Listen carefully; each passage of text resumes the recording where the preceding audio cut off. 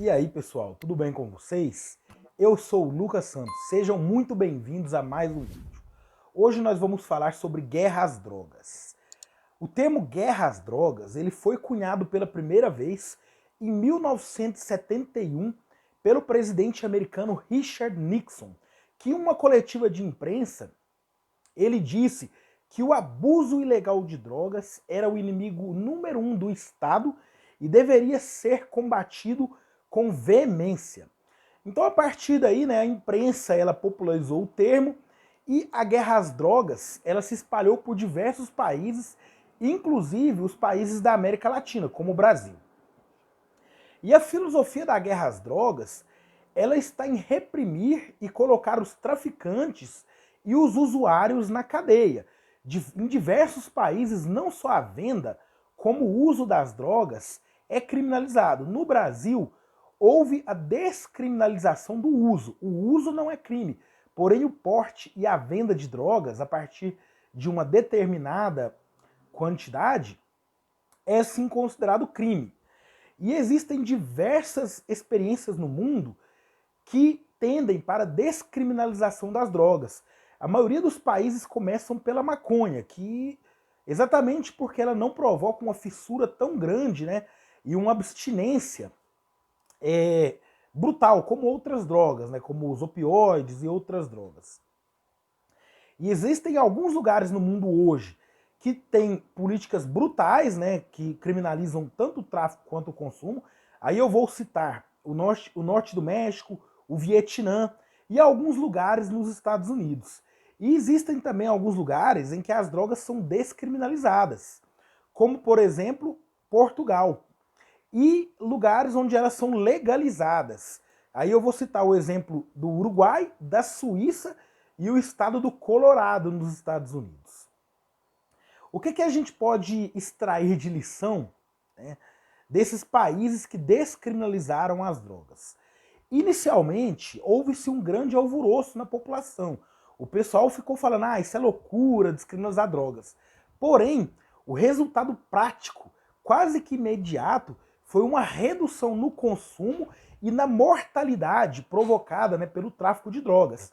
Aqui no Brasil, por exemplo, estima-se que aproximadamente 30 mil pessoas por ano são assassinadas em virtude do tráfico de drogas ou em virtude da guerra às drogas. Mas você ainda pode não estar convencido e estar pensando, mas legalizar é loucura.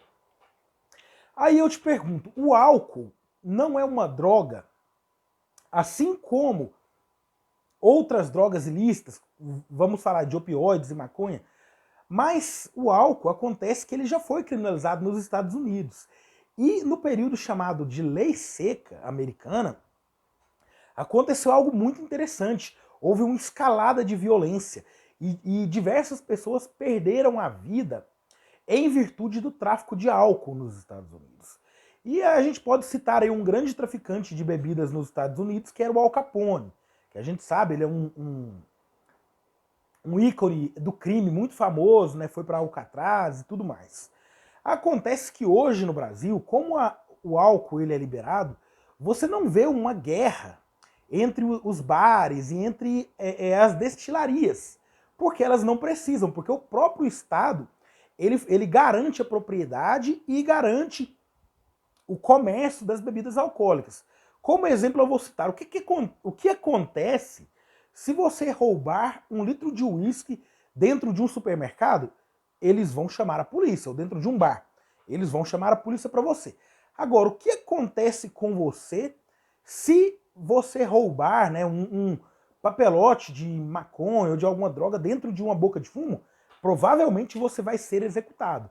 Então daí a gente já começa a ver a violência, e os caminhos obscuros do tráfico de drogas.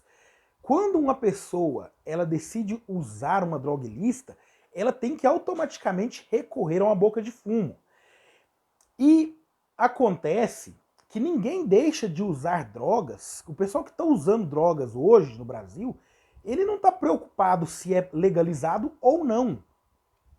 Então, potencialmente, as pessoas que utilizam, que fazem uso de drogas ilícitas no Brasil, elas estão expostas automaticamente à criminalidade, porque elas têm que procurar um traficante e têm que procurar um bandido. E os países que resolveram legalizar as drogas nos trouxe um ensinamento muito valioso. Os traficantes perderam poder, porque os traficantes eles não conseguiam mais competir com as empresas que passaram a atuar na venda das drogas, o que melhorou a qualidade das drogas, né? Porque as misturas e diversas outras coisas que colocam nas drogas, né, os traficantes colocam, podem ser tão nocivas à saúde dos usuários quanto a própria substância da droga, né? Então, melhorou a qualidade, diminuiu a criminalidade e a exposição ao crime dos usuários também foi reduzida. E no Brasil acontece que se você quer usar droga hoje, você vai achar quase que em qualquer esquina. A diferença da legalização é que vai continuar sendo vendido, porém de uma forma que o Estado vai ter controle sobre, vai cobrar impostos que poderão ser utilizados em ações de saúde e recuperação de pessoas viciadas, né? E haverá e você vai cortar na raiz a guerra às drogas. Porque quando a polícia entra no morro, né, para combater os traficantes, eu estou falando traficantes entre aspas, porque muitas das pessoas que são presas por tráfico de drogas, né, elas são presas com quantias, a quantia média é de 50 a 100 gramas. E acontece que na zona sul da cidade, você não tem um blindado, você não tem um aparato policial, você não tem uma polícia que chega tirando. Mas nas favelas temos o caveirão, temos verdadeiros tanques de guerra combatendo a população que em tese são traficantes de drogas, mas nem todos ali estão traficando drogas, né, numa situação de favela. Então, quando o Estado ele declara guerra às drogas, ele está causando uma verdadeira guerra no país, porque além da mortalidade causada pela violência policial, que mata diversas pessoas, inclusive crianças. Eu vou citar aí a Agatha Félix, que morreu, e diversas crianças. Só nos últimos 2 anos foram mais de 10 crianças que foram mortas, a grande parte delas com tiros pelas costas. O exemplo da Agatha Félix, ela foi morta dentro de uma van escolar, indo para a escola com um tiro de fuzil da polícia e ela foi atingida nas costas. Então, se isso não é viável, se isso não é aceitável para a zona sul de uma cidade, por que seria aceitável nas regiões de favelas? Então a questão né, dos 60 mil homicídios por armas de fogo no Brasil, aproximadamente 30 mil são em decorrência da guerra às drogas. E quem afirma isso não sou eu, é a Maria Lúcia Caram, que é uma juíza brasileira, né, que ela trabalha com o narcotráfico, e ela expôs esse cálculo de que aproximadamente 30 pessoas, ou seja, metade das vítimas fatais de tiroteios aqui no Brasil, vem da guerra às drogas.